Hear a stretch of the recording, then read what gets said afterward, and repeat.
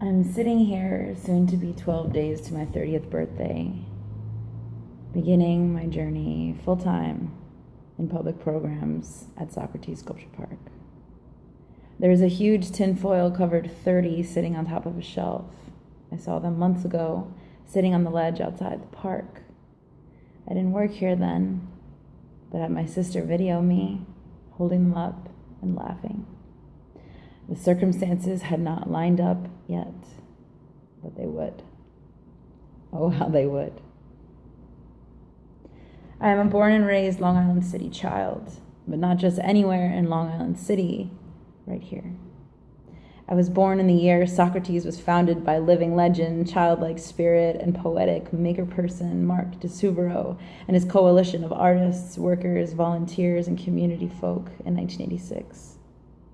My father landed in this neighborhood when his family emigrated from the seaside cliffs of Polignano a Mare in Italy. He swept the street for Isamu Noguchi, who had cappuccino with my Italian grandparents. They all had no idea who he was or of his international acclaim. My mother, too, was raised mere blocks away, and for as long as I can remember, they took my brother and I to explore and play in the sculpture park. The beautiful thing about the park is that it just was. Here was the art, here was this landscape. The invitation was open, and we always took it. One of my earliest memories is being dwarfed by the cobalt blue, almost twin monoliths of La Puerta de Orion in the 1990 exhibition. A doorway, yes. How fitting for that to be my first memory of this place that has granted me so much in so many capacities ever since. Doorways to solace, inspiration, belonging, meaning, possibility. A doorway back into myself. Year after year, we visited the park, so close we could hear the tinkling waterfront chimes from our bathroom window. I remember looking down, marveling at the material of River Road Path from 1990 under my feet. Feeling the texture, smooth painted metal or industrial rust of Marc's colossal sculptures under my hands. Looking up, the invitation to arrive, to play, to climb, to touch, to bang, and jump off of, and understand. Staring wide-eyed at the barbed wire spikes on one side of Border Crossing from 1991, the perfect blue sky painted on the other side. Scaling the ladder and carefully traversing inside Treehouse from 1994, experiences my family and I shared together. Unnervingly looking down through the metal mesh to the ground below. Looking through the publications, remembering the landscape, how wild, strange, and wonderful it was. Watching the wooden snake eating the egg suddenly appear in the garden in 94. Tom Otterness's figures in 95, 96. Things I can barely access somehow still with me. John Ahern's lifelike sculptures appearing. Sitting on my perch on the water year by year, watching the ruins collapse further into the river, watching things change, watching things stay the same. Climbing up and into the colorful barrels of Color of Life in 1999, jumping off the Lover's Point Prelude Cliff in 2001, realizing 2 minutes into falling that it was probably too high to jump off of. I was fine. But that, in itself, a place where man meets art and art meets man, recognizing each element as joyfully inextricable, entwined. The need for public art and the capacity Socrates delivers it is that it returns us to our visceral feeling self.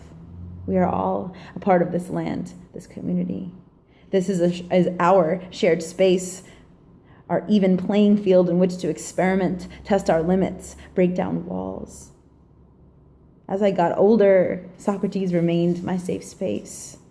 On Christmas Eve, on New Year's Day, after getting fired, and where my dad was in the hospital, or celebrating the beginning of summer, Socrates was there to receive me. The 3 or 4 acres of this park are home to me as much as the brick and mortar of my childhood home. It is family, it is discovery, it is wonderment, it is vital, it is real. And so here, 30 years later, I find myself in a position to directly serve this park, its programs, and its community.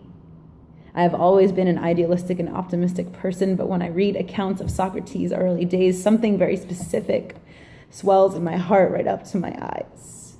This space, which began with vision and wonder through all its years of changes, through all this neighborhood's changes. Those vital ingredients remain present and consistent.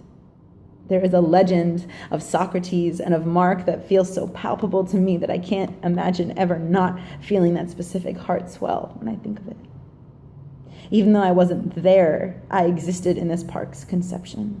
I was there, and so were you. The world is changing in frightening and violent ways all around us, but there are beacons in the darkest nights, ones that seek to find all people, to give them a place, to show them art is for all, creation is for all. Let's do it together. You have a place here. You belong here. And whether as the little girl explorer who entered through those massive magical gates, or the almost 30-year-old artist, poet, and professional I am now, I believe in the vital magic of Socrates. I believe in all it stands for and all it was created to be. I believe that there are certain special places in this world that reconnect us with our higher self, our vital self, our creature self, our creative self, our true self. Socrates is that place for me. And it is my wish that it remains that way for explorers and patrons and artists and workers and city dwellers with wild hearts for generations to come. Happy 30th anniversary to the wonder.